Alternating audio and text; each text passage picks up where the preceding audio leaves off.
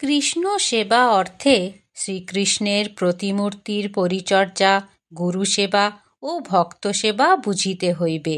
ইহা বাহ্যেন্দ্রিয় দ্বারা সম্পন্ন হইবে, আর অন্তরেন্দ্রিয় মন দ্বারা মনোময়ী মূর্তির সেবা করিবে। জগতের সকল জীবকে ভগবান মনে করিয়া শ্রদ্ধার সহিত সেবা করিতে পারিলে প্রকৃত কৃষ্ণ সেবা হইয়া থাকে।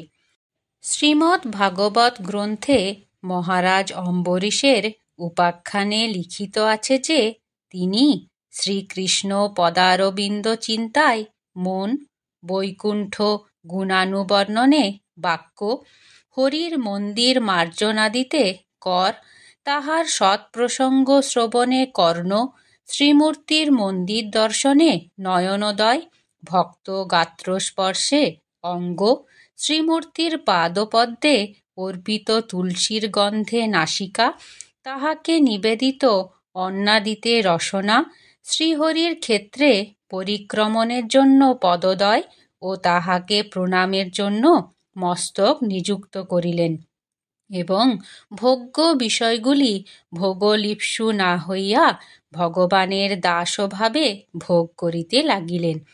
ভগবৎ ভক্তগণকে যে ভক্তি আশ্রয় করিয়া থাকে, সেই শ্রেষ্ঠতমা ভক্তি লাভের জন্য এইরূপ করিতে লাগিলেন।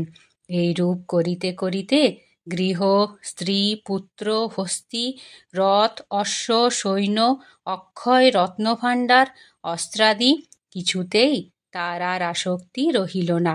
ক্রমে পরাভক্তি তাহার হৃদয় অধিকার করিল। মন একমাত্র হরি পাদপদ্মে মগ্ন হইয়া রহিল।